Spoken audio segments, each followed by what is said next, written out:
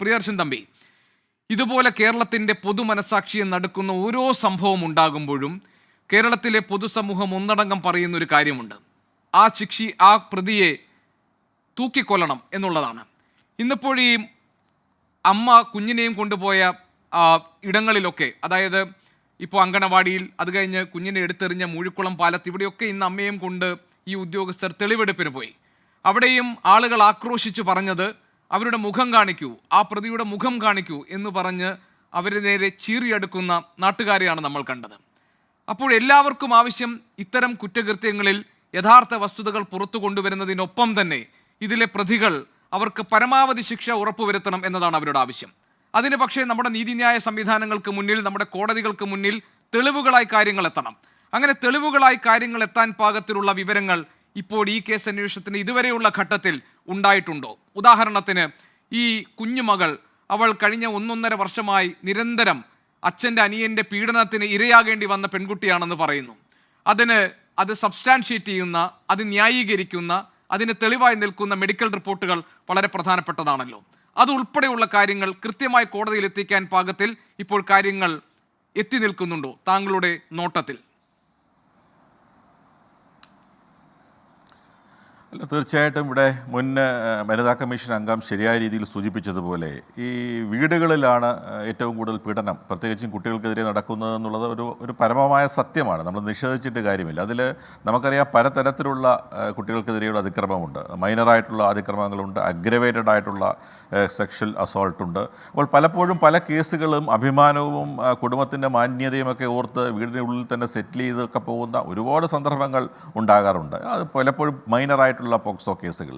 എന്നാൽ 2012 സമഗ്രമായ ഒരു നിയമം നമ്മുടെ രാജ്യത്ത് ഉണ്ടായത്. അങ്ങനെ അങ്ങനെ നിയമം ഉണ്ടാകാനുള്ള പശ്ചാത്തലവും നമുക്കറിയാം. ഡൽഹിയിൽ ഒരു പെൺകുട്ടി അതിക്രൂരമായി ബലാത്സംഗം ചെയ്തു, മനസ എന്ന് പറയുന്ന ആ സംഭവത്തോടുകൂടി ഇന്ത്യയിലെ ആകമാനം, ഇവിടെ സൂചിപ്പിക്കപ്പെട്ടതുപോലെ വികാരം ഇളകിമറിയുകയും ഒരു രാഷ്ട്രീയ പ്രസ്ഥാനത്തിൻ്റെയും പിന്തുണയില്ലാതെ ജനങ്ങളാകെ അണിനിരന്നുകൊണ്ട് ആ സംഭവത്തിനെതിരെ പ്രതിഷേധിക്കുകയും ഒക്കെ ചെയ്ത ഐതിഹാസികമായ സംഭവവികാസങ്ങൾ നമ്മുടെ രാജ്യത്തുണ്ടായി.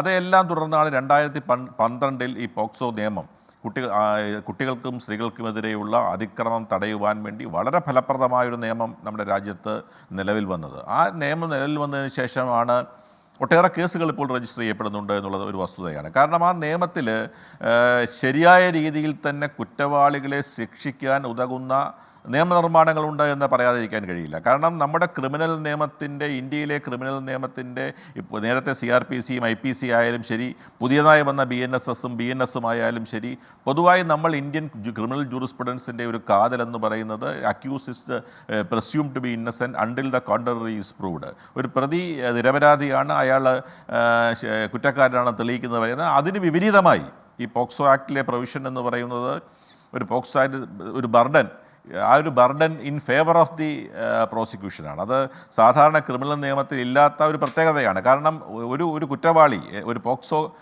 കുറ്റം ചുമത്തപ്പെട്ട എല്ലാ കുറ്റവാളികളും കുറ്റവാളി തന്നെയാണ്, അയാൾ നിരപരാധി അല്ല എന്ന പ്രോസിക്യൂഷൻ അനുകൂലമായ വിവക്ഷ, അതല്ല എന്ന് തെളിയിക്കാനുള്ള ബാധ്യത പ്രതിക്കാണ് എന്നുള്ള ഒരു കാര്യം ഈ നിയമത്തിലുണ്ട് എന്നുള്ളതാണ് ഏറ്റവും പ്രധാനപ്പെട്ട ഒരു കാര്യം. അതുകൊണ്ട് തന്നെ ഒട്ടേറെ കേസുകളിൽ ഈ പോക്സോ ആക്ടിൽ പറയുന്ന കേസുകളിൽ പ്രതിക്ക് പരമാവധി ശിക്ഷ കൊടുക്കുവാൻ വേണ്ടി പ്രോസിക്യൂഷന് കഴിയുന്നുണ്ട് നമ്മുടെ കേരളത്തിൽ. അങ്ങനെ പല കേസുകളും വെറുതെ വിട്ടു പോകുന്നു എന്ന് ഉള്ളത് കണക്കുകൾ നോക്കുമ്പോൾ നമ്മൾ പറയും ഒരുപാട് കേസുകൾ വെറുതെ വിട്ടു പോകുന്നു കോടതിയുടെ കുഴപ്പം കൊണ്ടല്ല. കാരണം ഈ കേസ് കോടതിയിൽ വരുമ്പോൾ മിക്കവാറും ചെറിയ കേസുകളൊക്കെ തന്നെ കോടതിയിൽ വരുമ്പോൾ രാജിയാകും. പരസ്പരം പ്രതിയും ഈ വാദിയും തമ്മിൽ രാജിയായി അവർ മൊഴി മാറ്റി കോടതി മുമ്പാകെ പറയുന്നത് കൊണ്ടാണ് ഈ കേസുകൾ വെറുതെ വിട്ടു പോകുന്നത്. മൊഴി പറയുന്ന കേസുകൾ വെറുതെ വിടുന്നത് എനിക്ക് തോന്നുന്നു 0.001%. അതുകൊണ്ട് താങ്കൾ ഇത്രയും പറഞ്ഞതുകൊണ്ട് ഞാൻ ചോദിക്കുകയാണ് തമ്പി സാർ, അതായത് ഇപ്പോൾ ഈ കുട്ടിയുടെ മൃതശരീരം നമ്മൾ കണ്ടെത്തുന്നത് അർദ്ധരാത്രി അല്ലെങ്കിൽ പുലർച്ചെ 2:30-ക്കാണ്. പക്ഷേ ഈ കുട്ടിയുടെ പോസ്റ്റ്മോർട്ടം നടപടികൾ നടക്കുന്നത് ഉച്ചയ്ക്ക് 1:30 മണിക്കാണ്. ഞാൻ ഇത്തരം ഫോറൻസിക് വിദഗ്ധരുമായി സംസാരിച്ച സമയത്ത് അവർ പറഞ്ഞൊരു കാര്യമുണ്ട്. അതായത് ഡീകമ്പോസിഷൻ, അത് അഴുകിപ്പോകുന്നത് 8 മടങ്ങായി, അതായത് വെള്ളത്തിൽ നിന്ന് പുറത്തേക്ക് കൊണ്ടുവന്നാൽ 8 times ആയിട്ടാണ് അതിൻ്റെ ഡീകമ്പോസിഷൻ നടക്കുക എന്നതാണ്.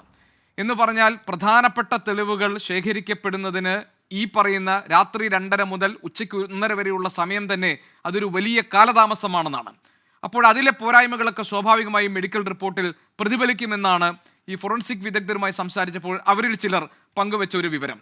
അങ്ങനെയാണെങ്കിൽ മെഡിക്കൽ റിപ്പോർട്ടാണല്ലോ ഫുൾ പ്രൂഫായിട്ട് കോടതിയിൽ വരേണ്ടത് ഈ കുട്ടിയുടെ കാര്യത്തിൽ പ്രത്യേകിച്ച്. കാരണം അച്ഛൻ്റെ അനിയൻ നിരന്തരമായി പീഡിപ്പിച്ചിരുന്നു എന്ന ഞെട്ടിക്കുന്നൊരു വിവരം പുറത്തു വന്നിരിക്കുന്ന സാഹചര്യത്തിൽ.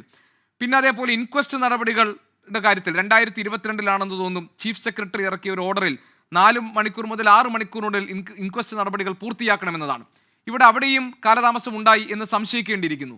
അപ്പോൾ ഇതൊക്കെ ഈ കേസിലെ പാകപ്പിഴകളാണെന്ന് നമുക്ക് പറയേണ്ടി വരുമോ? ഒരു അഭിഭാഷകൻ എന്ന നിലയിലാണ് ഞാൻ താങ്കളോട് ചോദിക്കുന്നത്. കോടതിയിൽ ഇതൊക്കെ തെളിവുകളായി എത്തേണ്ടതാണല്ലോ, അതുകൊണ്ട്. അല്ല, ശരിയാണ് ഗോപികൃഷ്ണൻ സൂചിപ്പിച്ചതുപോലെ ഞാൻ അതിലേക്ക് വരികയായിരുന്നു. ഞാൻ പൊതുവായ ഒരു പോക്സോ കേസിൻ്റെ ഒരു മാനദണ്ഡവും ഒരു ചിത്രവുമൊക്കെയാണ് നേരത്തെ ഇവിടെ അങ്ങ് ചോദിച്ചപ്പോൾ സൂചിപ്പിച്ചത്. തീർച്ചയായിട്ടും ഈ കേസിൽ പ്രത്യേകതകളുണ്ട്, യാതൊരു സംശയവും വേണ്ട. കാരണം ഈ കേസിനെ 2 ഫേസ് ആയിട്ട് വേണം നമ്മൾ കാണാൻ.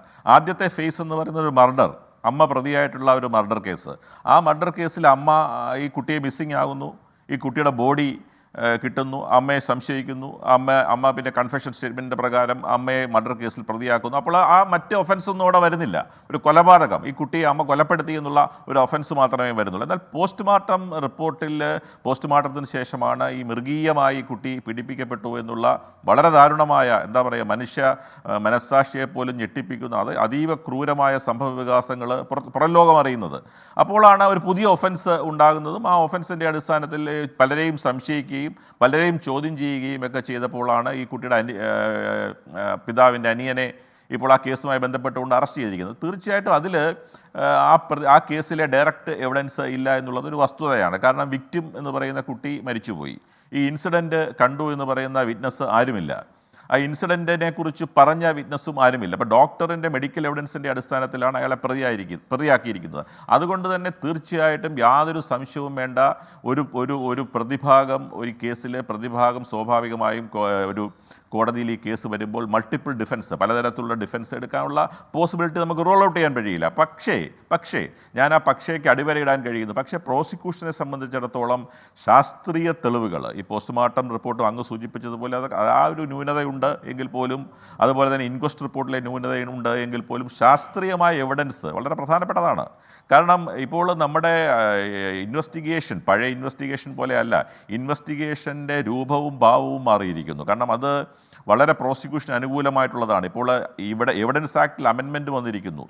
ഈ പറയുന്ന ശബ്ദ സന്ദേശങ്ങൾ പോലും തെളിവായി സ്വീകരിക്കാം, വാട്സപ്പ് മെസ്സേജുകൾ പോലും തെളിവായി സ്വീകരിക്കാം, CCTV ഫുട്ടേജ് തെളിവായി സ്വീകരിക്കാം. അന്ന് പറയുന്നത് പോലെ തന്നെ ഈ ശാസ്ത്രീയ പരിശോധനകൾ, അത് ഉദാഹരണത്തിന് ഈ പ്രതിയുടെ കൺഫെഷൻ സ്റ്റേറ്റ്മെൻറ്റ് റെക്കോർഡ് ചെയ്യുക.